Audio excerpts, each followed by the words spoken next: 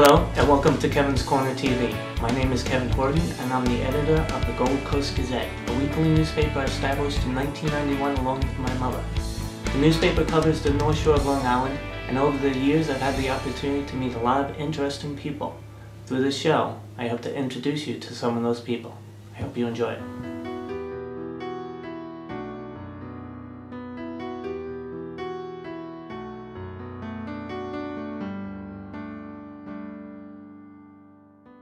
Today I'm meeting with Joe Mazzio at Bart's Barbershop located here in Seacliff, New York. Joe, thank you for being on the show.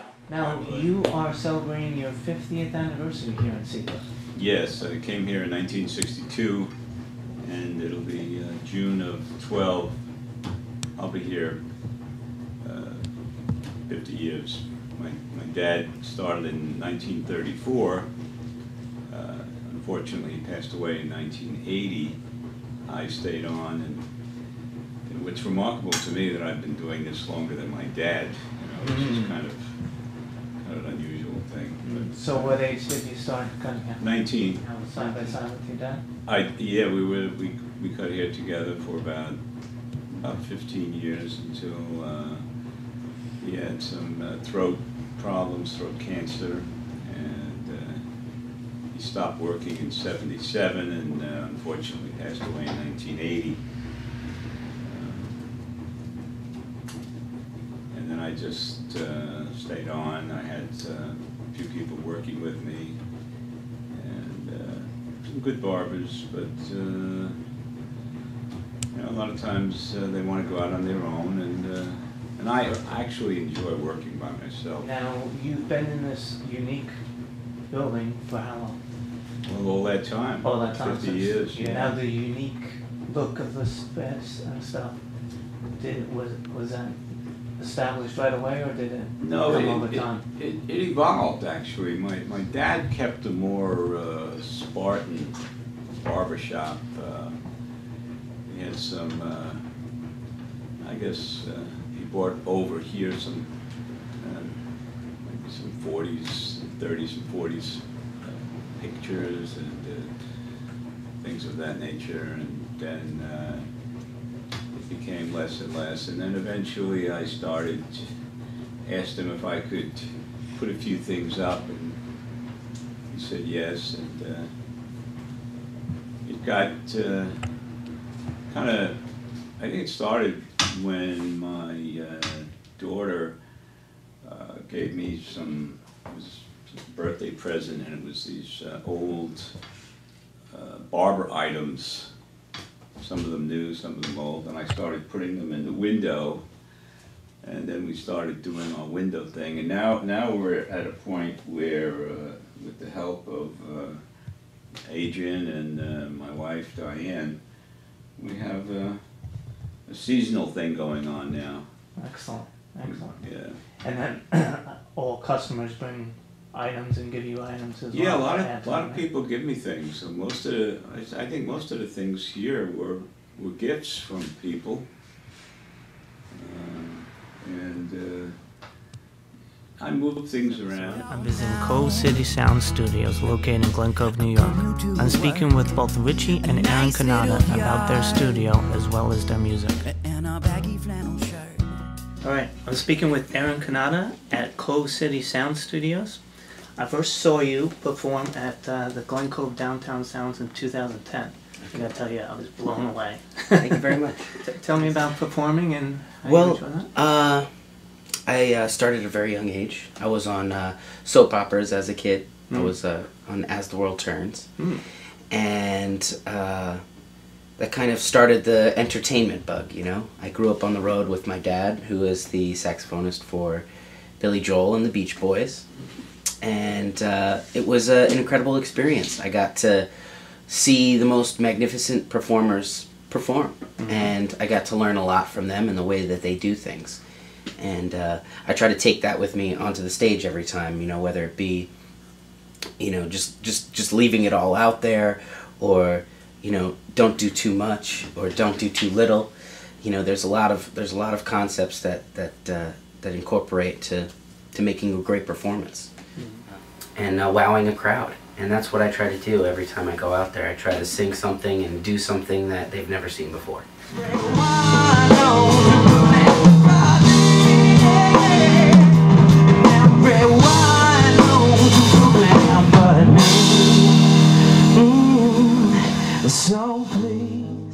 Excellent. Now you just came out with a new CD. I came out with a record a few years back. It's called Blame It on the City. And I've been promoting it. I'm writing a new record here at Cove City Sound Studios. Yeah, the CD has been doing great and has been a very magnificent way for me to let out all of my songwriting bugs, you know, and show people what I can do. And I play guitar, and it was done here, and it's a fantastic record, and there's definitely more to come. Cool. Yeah. Now, how do you describe your type of music? I like to describe myself as pop rock soul. I mean, it's pop rock music, but my voice isn't the typical pop rock guy on the radio. Right. I have a little bit more of a growl, a little bit more of a deep thing that I personally like, and I think a lot of other people like too when they see me. Like you said, it's about leaving it all out there and singing from your heart and leaving your heart out on your sleeve once you leave the stage, you know. So I enjoy your energy on stage. That's definitely something that you have out there. So here we are at the studio. Tell me a little bit about the studio. We're here at Cove City Sound Studios, or as I like to call it, www.covecitysoundstudios.com. There you go. And it has been here for my whole entire life. This week, 26 years. This week I turned 26 years old. Oh, happy birthday. So, yeah, it was... it's been here for forever, and through osmosis I got to learn a lot of things about music, whether it be a fantastic drummer that was here, or a guitarist, or a singer, or a producer, or just a songwriter. I got to see all of that and pick what I loved out of the process. And I now do that in the songs that I write and the songs that I produce for other people. And we've been rocking here. Life has been very, very good. We just did J-Lo on the Floor, that song. We did, and 3 others of our songs that are on the record. We did, which just went platinum a couple months ago. We did Dream Theater's last record here, recorded it, and they wrote it here. And they wrote it here because they love the vibe.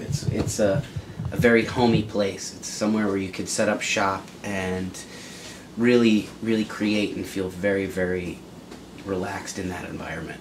Well, it's kind of has a reputation to be a diva studio. We have obviously J-Lo. She loves coming here. She comes here all the time.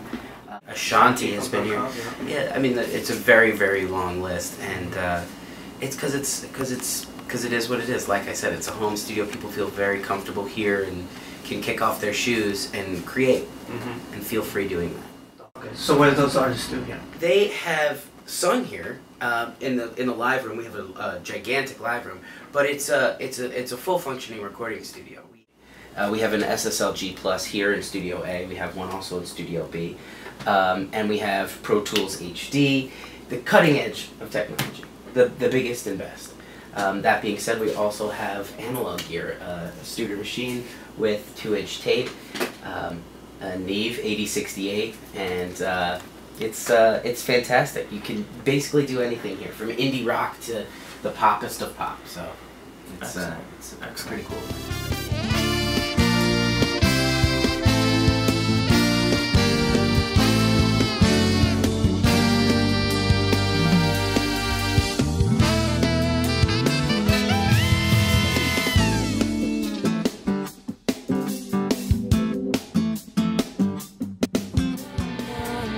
Tell me why.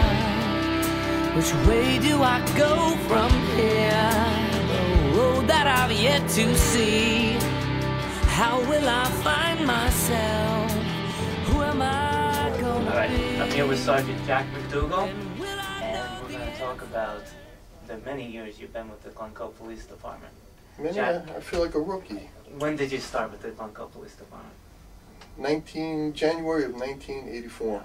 When we first met, you were saving a duck behind the Glencoe firehouse. You remember that story? I'm going to pretend I'm in court and say I don't recall any of that. Come on. You were famous for saving that duck. No, I absolutely do. And as a matter of fact, that's what helped me get started in the schools.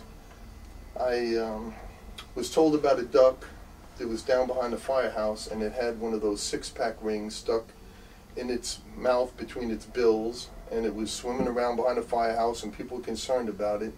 So I took it upon myself, with the assistance, it turned out, with some firemen and a couple other police officers, to rescue the duck and get the plastic ring off its mouth. And from there, I was invited to parents as reading partners at the Glen Cove Elementary Schools. And I picked the book Make Way for Ducklings to read to the students. And as a part of that, I incorporated the taking care of your environment and explained to the children how to cut up the six-pack rings, how not to litter, how to keep the environment clean and safe for themselves and wildlife. Right. And partly it's your fault because you publicized it so much and followed me with pictures. That was a great story, and it was a great introduction to the two of us. It was a lot of fun. And from that, people now are asked to cut up the rings and all that stuff. So No, they call me and I go over and cut them all up for everybody. No, yes, a lot of, when I talk to students now, a lot of them know about it, and a lot of them actually bring the story up. I'll go into the school now and some of them will say, you're the police officer that saved the duck, aren't you? It's great to be known that way with all the other things I've been involved in. Right. Now, some of those things that you've been involved with, now you're at the schools all the time mentoring the children. Well, what happened is, we have a program called the PRIDE program, and that stands for Peer Resistance Instruction Drug Education, and it's taught in the 5th grade. And I was invited, after I was reading at PARP and at the different elementary schools, I was asked by the department at the time if I wanted to participate in the PRIDE program. Chief Witten was a part of the PRIDE program at the time. And I did it and I enjoyed it, but I felt there was some changes that needed to be updated for the students. Young people, 5th graders, they're very, very sharp, very smart, way ahead of where I was at that age. But then again, most people would tell you everybody's way ahead of where I am at whatever age I'm at. But so I got involved with the PRIDE program. Chief Witten told me that someday, if he ever gets to become chief, some of the ideas I had for the program he'd like to institute, and he stood by his word. And when he became chief, he invited me up here and asked me if I wanted to work with the schools and institute some new programs, and I was very happy to do it, very happy. And the chief believes that education is just as important or more important than the enforcement part. He understands, and we all understand, we have to write tickets and make arrests, and it's an unfortunate part of the job, really, but education's a very important part. Part of what we changed with the PRIDE program was that there was a part of the PRIDE program about self-esteem and teaching kids to have good self-esteem and feel good about themselves. And I always felt that that needed to be changed a bit because it wasn't really the correct message for young people. So we added discipline and good values to that lesson plan. And the kids get it. They understand. What I explained to them was, I would rather you be a good person with lower self-esteem than a bad person with high self-esteem. So it wasn't all about having good self-esteem and feeling good about yourself. It was to be worked out with the idea that you need to have discipline and you need to have good values. So we talked to the kids about character building, good values, and how to discipline themselves, how to step back before they make decisions and think.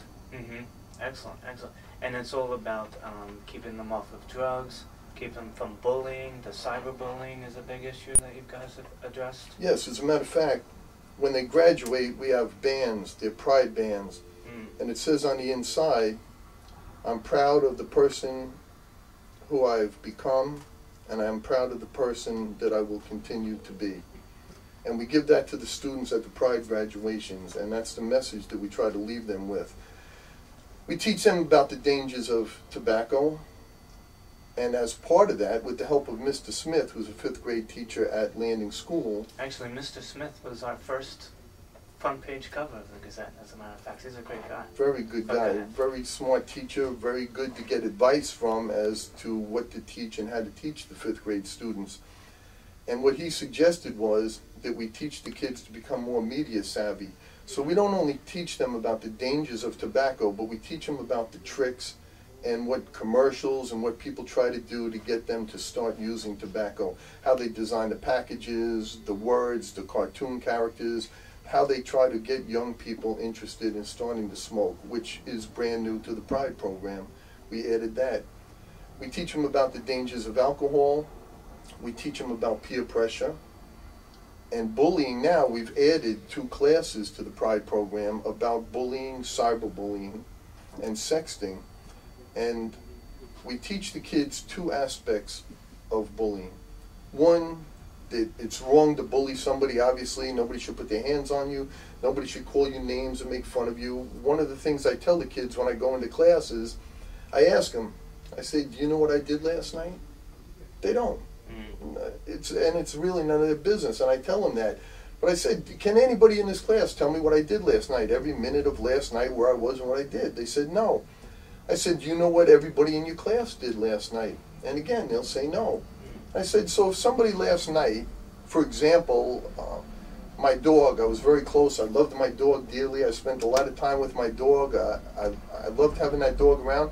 I said, if my dog passed away and I came into class the next day to teach you, how do you think I'd feel? And to a person, the little kids will tell you upset. They'd be upset too.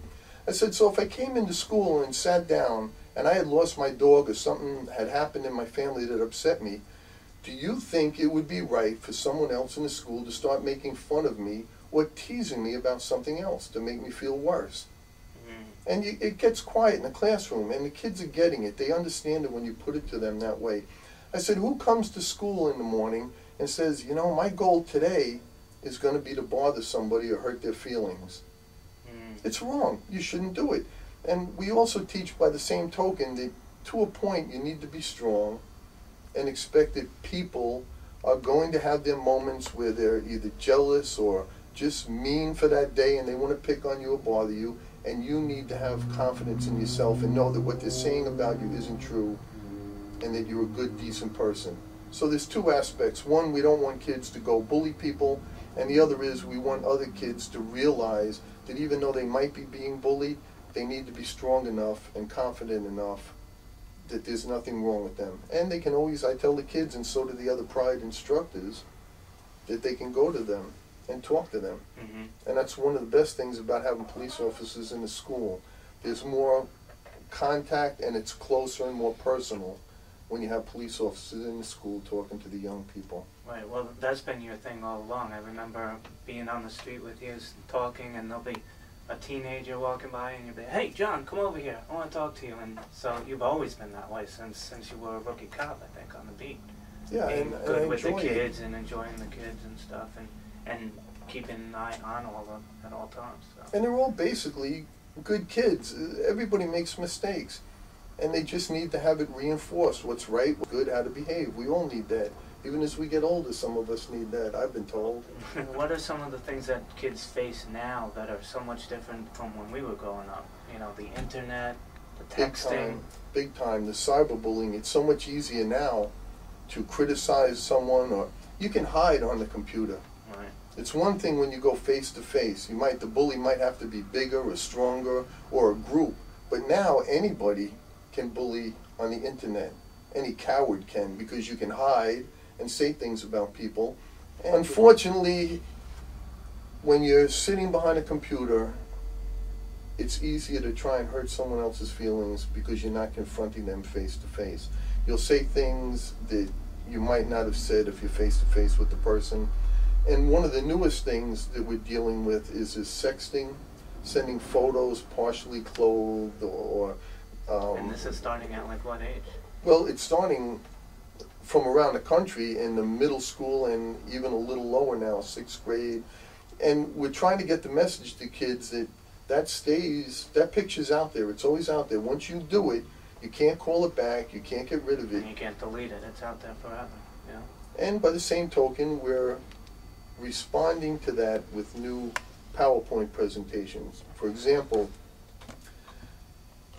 through the Youth Bureau, the Glen Cove Youth Bureau, Ms. Charmaine Clark works at the high school, and she works very closely with the students too, and she invited me to speak there at what's called a brown bag lunch. So you can go down and you will present the topic, and the students at the high school can get lunch and come down and sit in the room and see the presentation. And with her help, we were able to put together some PowerPoint presentations. And they were successful. The one on heroin was very good, and the one on sexting, it was the largest group that they had there. There were teachers that came down and sat there. There were students sitting in the aisles between the chairs and tables to see the presentation. Wow. And it's because the word got out that it's good for them, it's to warn them, it's to help them make better decisions so that they're not in the sometimes tragic situations that some students across the country put themselves in by sexting, sending pictures of them partially clothed. You know, boyfriend, girlfriend at that age, they're most likely not going to stay together forever, even though sometimes they think they are, and occasionally it does happen. But when you send pictures like that, and people aren't mature enough, they have an argument, they'll send those pictures out to other people to hurt a person's feelings. And once you do it, it's too late to make amends for that. And the other person that gave the boyfriend or girlfriend a picture of themselves is totally humiliated and embarrassed. And it's a hard way to live, and people can be very cruel about that. And what's a message to parents that parents should be aware of, and maybe how they can watch over this? Parents, up till a certain age, in my opinion, it's probably through junior high even, the computer should be where the parents can see it. There's a lot in a spot where maybe we're in the living room or playroom or kitchen even, where the student, if he's using it or she's using it to do their homework, the parent can keep an eye on it. And also, the parent should show interest in what's happening on the computer. If the student is saying that they're speaking with friends, or and sometimes their behavior will change while they're on the computer. They'll get upset because of messages they see. The parents need to pay attention, see those changes, and question their student, just like they would talk to them about the use of drugs or alcohol or anything like that. They just need to show interest. And unfortunately, some of the events we've been in, we've gone, and the parent seems less responsible than the student sometimes when we end up going to the house to try and figure out what the problem is. People need to understand not just laws, but how to act. Young people need to be good people, grow up to be good people, and we try and help with that in the schools. The students are very respectful. Sometimes I think it's funny because I can turn and look at them, and they're quiet, they're paying attention, they ask good questions, and I've been very lucky as far as that goes, my relationship with the students in Glen Cove, as far as there's no heckling, there's no laughing, there's no talking. They pay attention, they're respectful. I'm very impressed with the way, when I'm able to give presentations, with the way they behave. Excellent, excellent. Jack, we've known each other for a really long time. I will admit to that. I've always admired you, and I especially admire now the stuff that you're doing with the youth, and I know Glen Cove really appreciates it. Thank you for being on the show. As long as you promise you're not editing that last part out. No, that stuff is keeping, definitely. Kevin, thank you for everything, and you've helped make it possible. When I first started my career here, your coverage helped lead to this. Cool, cool. That's good to hear. Thank you. Thank you. Thanks for watching. All right, thank you for watching Kevin's Corner TV. I want to thank Jack McDougall for being on the show. It was really great. Everybody enjoy it. Thank you. And Kevin, there's no hard feelings about that duck story you told about me. Jack. Jack, I'm sorry about the duck story. Really, come on back. What are you doing? Good no, show. Jack.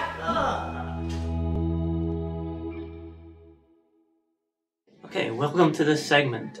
Today I'm speaking with Kim Leary of Glen Dance Studio, which she established 15 years ago. Thank you for being on the show. Sure, thank you.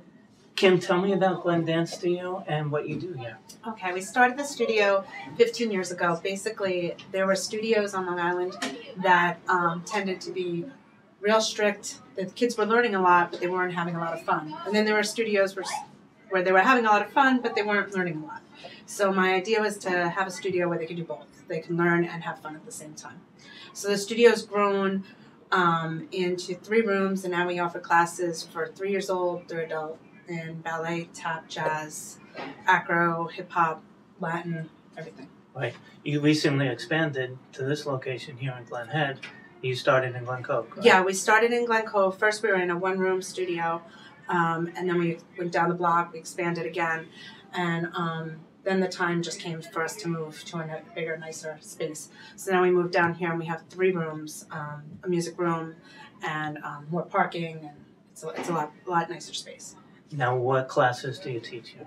I mostly teach the ballet and the jazz classes now, and the preschoolers, the little guys. Right.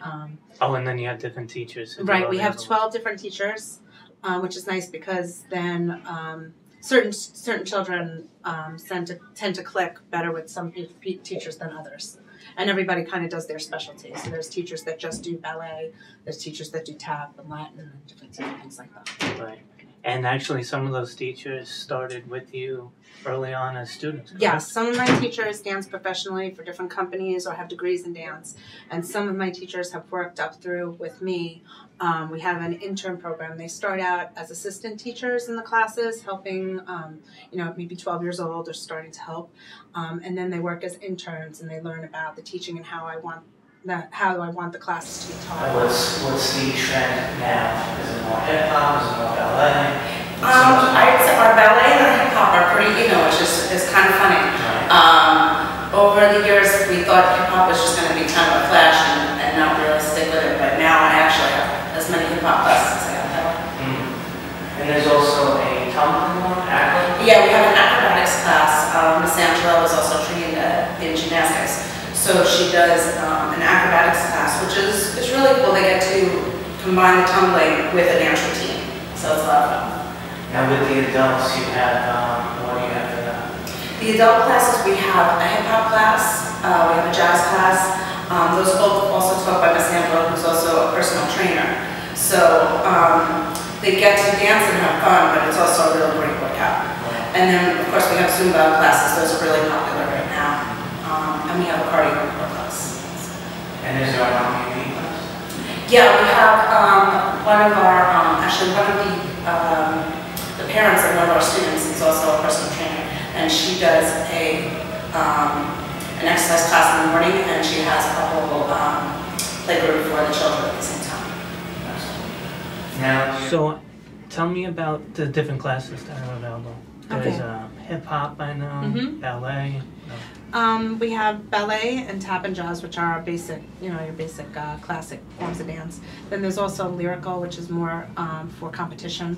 There's Latin dancing, which is nice, because we do have a big Latin population in Glen Cove. We also have acrobatics. The pre-combo classes are geared only towards 3 and 4 year olds, towards their attention span and their abilities. We also have a competition team, a company, which does competitions and they do extra performances and things like that. Excellent. So how many students do you have altogether? We have a few hundred students. Excellent. We've grown from 80 my first year, so wow. we've grown up to a few hundred students now, which is nice. Wow. Now tell me, how did you get into this and what age did you start? Okay, I started dancing when I was 3. And then when I was about 12 years old, I auditioned for a Nutcracker performance, and that's when my training really kicked in. I realized that I wasn't getting the training that I should have gotten in ballet, so I switched to a more intensive ballet school. And then I started dancing with a small ballet company, and then I went away to college and got a degree in business when everybody thought I was going to go for dance, and I got a degree in business. And after working with the ballet company for a while, I decided to branch out and do some of my own. Oh, excellent. So you did combine the business I and did, the dance, I and did. you did well. That's and there was a excellent. studio for sale in Glen Cove, and I bought it. Excellent. And turned it into something much bigger. Right, very good. Congratulations. And now your sons are into dance and everything, Yes, right? You've yeah, gotten them involved? both my boys have taken class. My one son, my older son Dakota, has done, has taken tap and hip hop and jazz. He's performed with a couple of big theater groups, with Gateway Playhouse and a couple of theaters. And now my little one is only 4. He started dancing. We'll see how he does. Good. But we did add, because we got so much feedback from the boys, we added all boys classes too. We have an all boys hip hop class, which was a big success last year. So this year we have it again. We have about a dozen boys and just boys in the class.